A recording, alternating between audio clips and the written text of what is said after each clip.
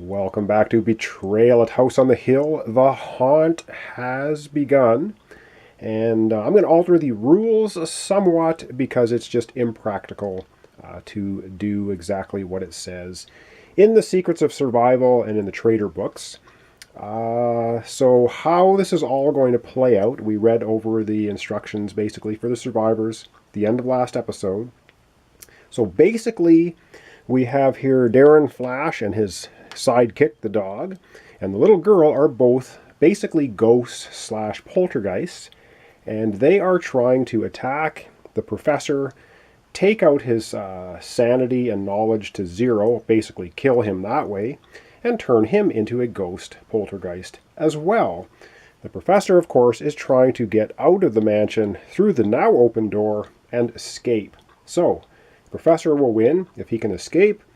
The traders slash poltergeists will win if they can knock the professor down to zero mental stats, so either sanity or knowledge to zero.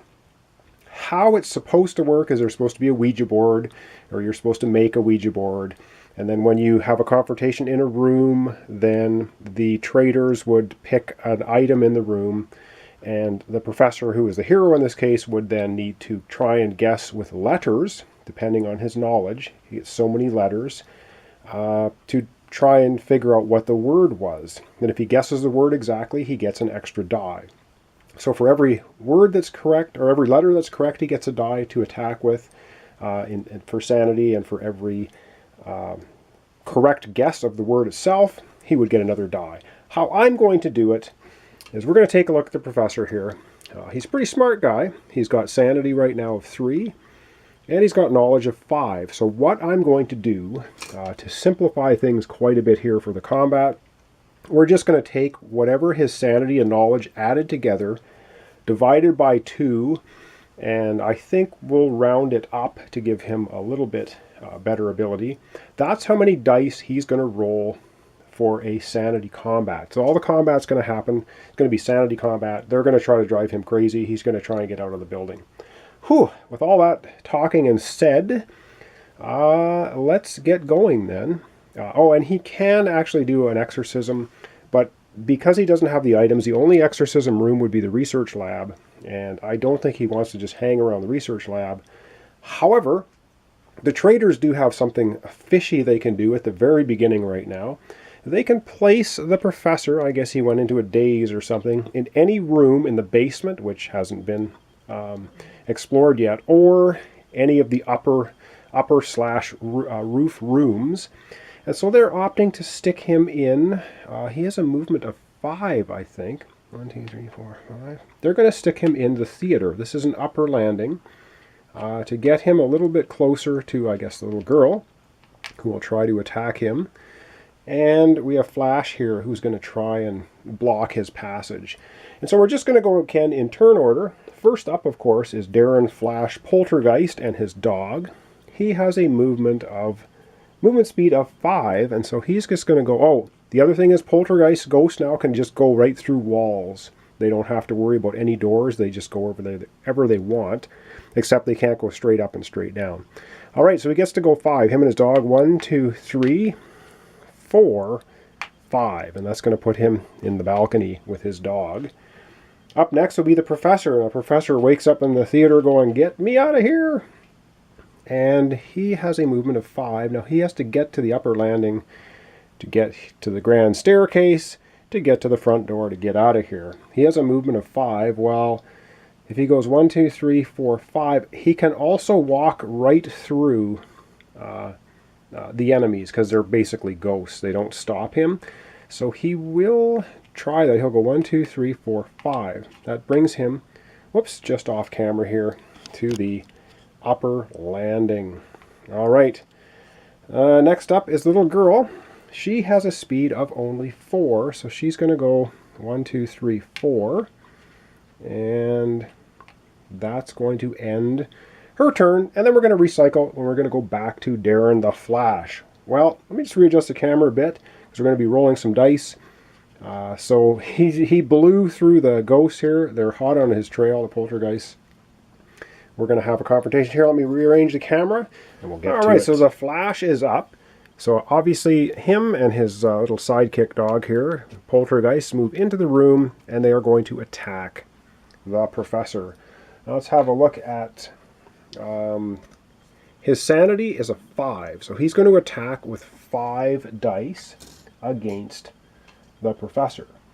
And the professor is only able to defend with 4 dice. Now, if the Poltergeist wins the battle, they can either do damage or mental damage, or they can push the professor back that many spaces on the difference. So, well, we'll see what happens. So basically, the Flash is going to be rolling 5 dice. Let's see what he gets. Ooh, okay, he gets 2, 4, 5, 6. He gets 7. So it's going to be 7 hits versus the professor defending. 7 versus 2, 4, 5. Professor is going to take 2 damage of some type, mental type. Now, the Poltergeist has a choice. He can either make the professor take 2 points of damage, either off sanity, knowledge, or combination, or he can push him back 2 spaces. And I think because the professor is getting so close to exiting the building, he's going to push him back 2 spaces, 1, 2, back to the dusty hallway. So that buys them a little bit of time.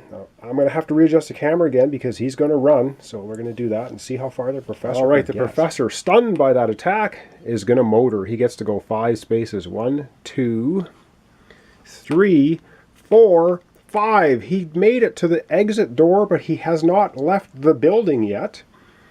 And up next, of course, is our Zoe little girl. I think the professor's going to escape, but we're going to see what happens. She gets to move 4. She's going to go 1, 2, 3, 4. And yes, she's going to attack the professor. Now, it's going to be a tie this time. She has a sanity of 4. So she's going to be rolling 4 dice. Professor is also going to be rolling 4 dice. And I should say, too, that the Poltergeist can't use items, but the professor can. But he's not going to bother. So it's just going to be a straight up fight. 4 dice versus 4 dice. Little girl rolls 4, gets 3. And what does the professor get? Professor gets 2, 4, 5. Okay, so little girl's going to take 2 damage of mental damage. Well, unfortunately for her, that's going to kill her because she's going to go 1 damage here, and she only has 1 in each one. Goes to the skull.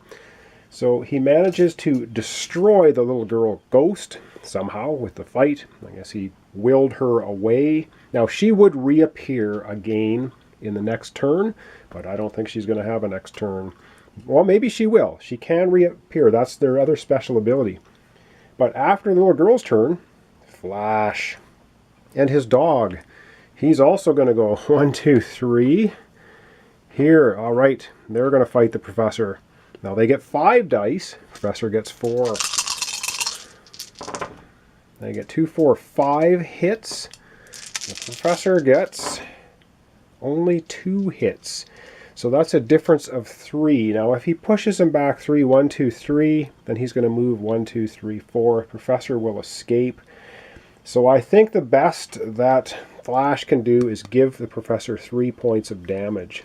And so the professor's just going to go 1, 2, 3. So he still has 8. And he's 2 away, 3, 4, he's 5 away from being killed. Or is he? 1, 2, 3, or 1, 2, 3. Yeah, 4 more damage would have killed him, turned him into a poltergeist. Now it's the professor's turn. He's at the door. He's being mentally abused by the dog and by Flash. And he takes his movement and escapes. The heroes win. The professor got out of there. He was tricked into this building by the poltergeist little girl, and the poltergeist Darren. And of course the dog was ghost kicking around as well. Sorry for the extremely quick sort of ending to this, but this is Betrayal House on the Hill with the Widow's Walk expansion included.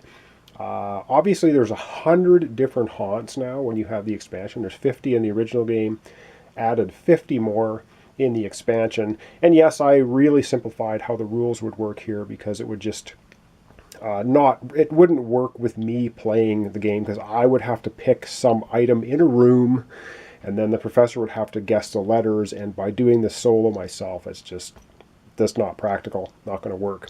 So I did it a simplified way. So anyway, I hope you enjoyed that. This is kind of a little quick playthrough of Betrayal House on the Hill. So it starts off as a sort of cooperative exploration phase, and you're going to different rooms and you're getting items and omens and events happening to you. Good game to play around Halloween. Kind of just a silly fun game. And then the second half of the game is you expose the haunt, one of 100 different ones when you have the expansion, and all kinds of wacky things can happen there. So this was, once again, Betrayal House on the Hill with the Widow's Walk expansion. So thanks so much for your subscriptions, your comments, your likes. Really appreciated. And that was a little quick playthrough of that. And up next is, once again, not really sure, but there will be something, a complete playthrough, board, card, or dice game, all the way from beginning to end.